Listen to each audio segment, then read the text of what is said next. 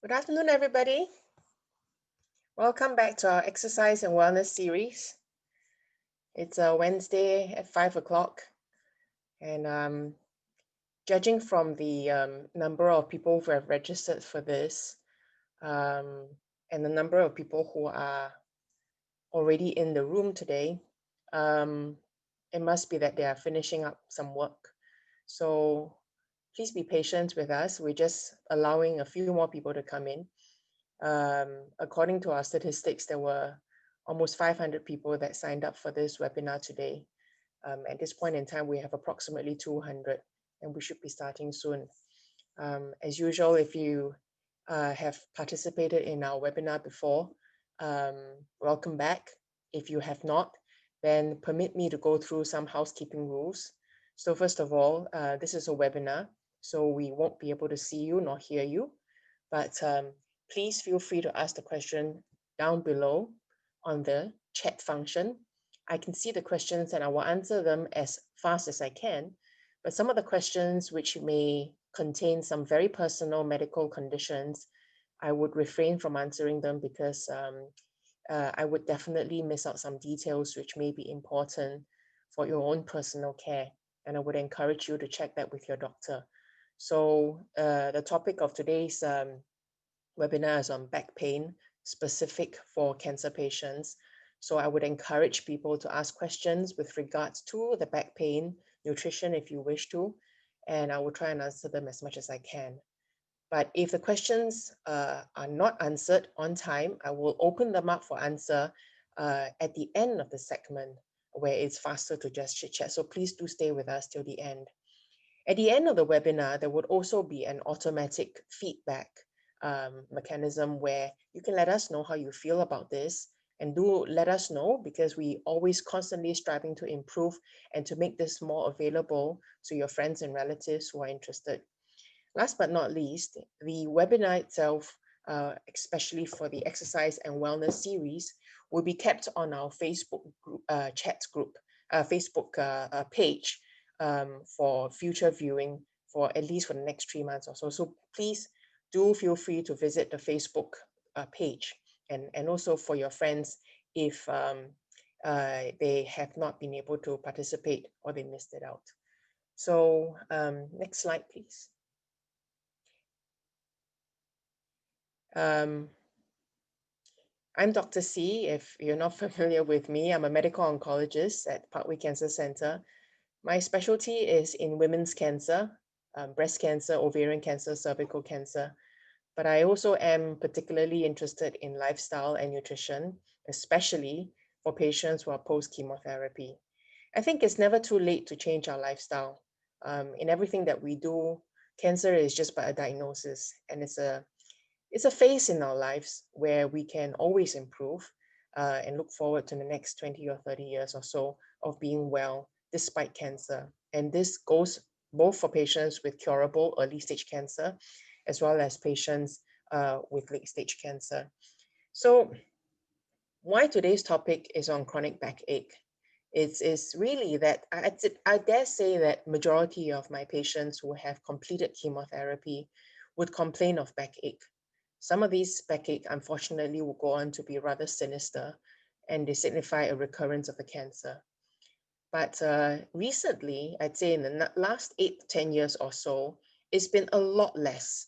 We are seeing far less, fewer recurrences in cervical cancer, ovarian cancer, and also definitely for breast cancer. So we are curing more people. But this topic of chronic backache doesn't go away. We do see still people who complain about backache during, after, and for years after, because they don't really take care of their back, especially when they go back to work. So I thought it would be good to share and to split this webinar into part one and part two. Today is part one, which is really more for beginners, and part two, which is more for advanced. So without further ado, I'm going to share some slides with you on back pain in cancer patients. I just have a few slides, and I just want to outline some of the important things about the backache in cancer patient. It is estimated that this occurs in at least 25% of cancer patients. In my clinic, I'd say that 60 to 70% will complain at some point in time of backache. Therefore, patients with cancer and is with the history of cancer needs to pay special attention to backache. But it is so common, and sometimes cancer can go undetected until it's advanced. And for us physicians, the most important thing is we need to rule out progressive and life-threatening diseases, determine whether nerve root compromise is present or not. So when a physician faces a patient with backache, we will go through some of the important points, which you can take note of here too.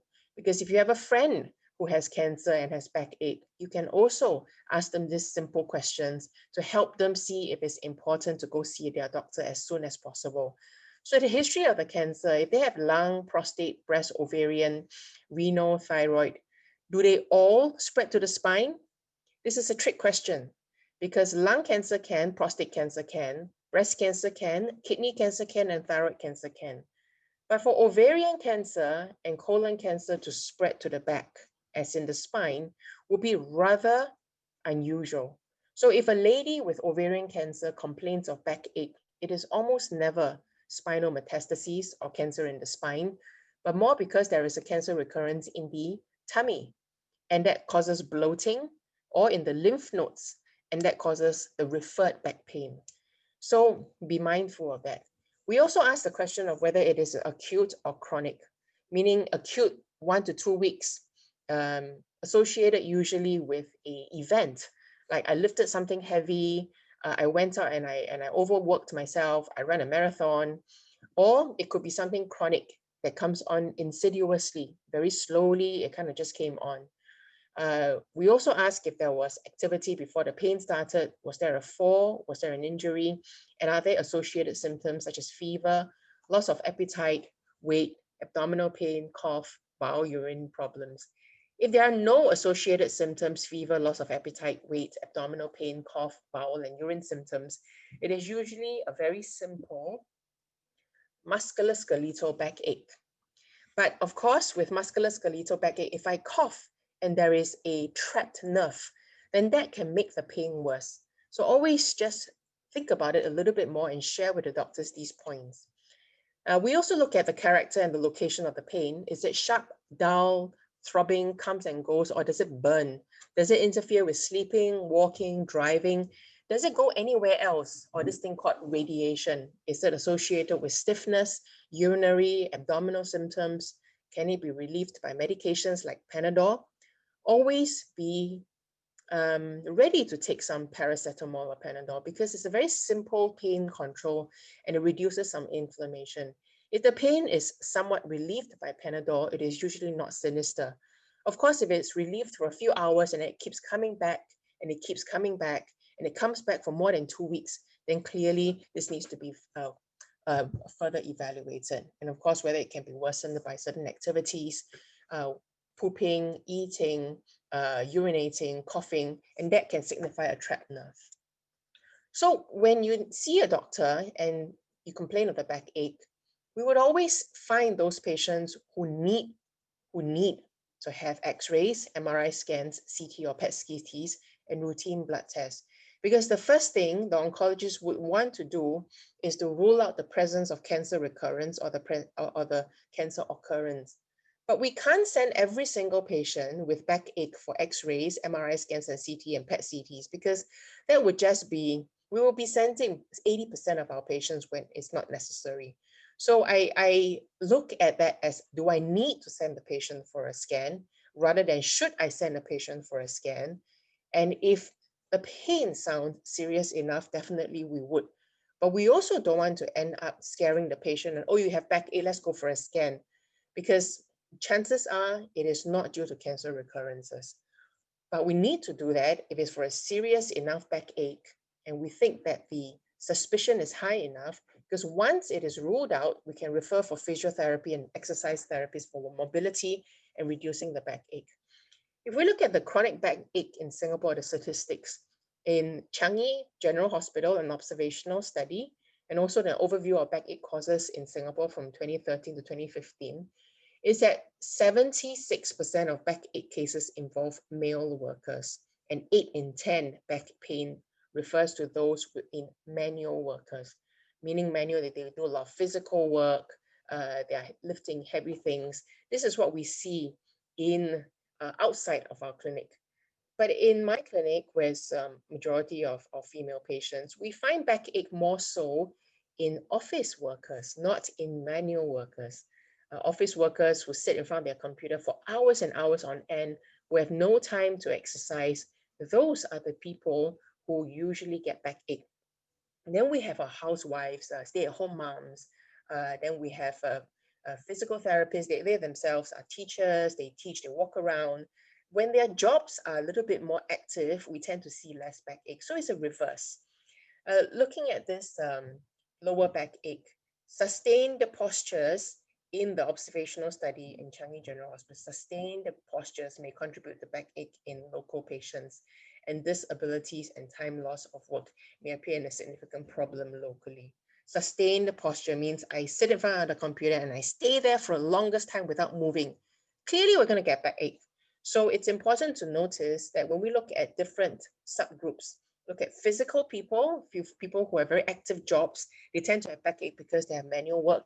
And office workers or sedentary individuals also have backache because they stay there for a very long time. And if we look at the incidence of work-related musculoskeletal disorders in Singapore, when this is something that was dished out by the Work Safety Office, as well as the Parkway East Hospital, when to take backache seriously. When it comes with lower limb pain, numbness and weakness, when it comes with night sweats, if it's worse at night, usually if the pain is worse at night, it is more sinister. Because when I have backache, I clearly just want to lie down and sleep. When I wake up in the morning, I feel a little bit better. That's usually a non-sinister back pain. But if I backache and I sleep, the more I sleep, the more I rest, the more the painful it is, and especially comes in the middle of the night, then it's a little bit more sinister. So when we look at the possibilities of backache in cancer survivors, we look at osteoporosis or low bone, osteopenic fracture or low bone fractures, but with no osteoporosis. That means the bone density is not low enough for it to be defined as osteoporosis. We also, of course, see recurrence of cancer, chronic acute immobility, work-related stress, poor posture, poor physical activity, and poor nutrition. Well, with osteoporosis, it can be prevented with medication. With recurrence of cancer, the key here is to find it and therefore treat it. With chronic acute immobility and work-related stress that's associated with poor posture, poor physical activity, and poor nutrition, this is the one where we can give advice in the clinic.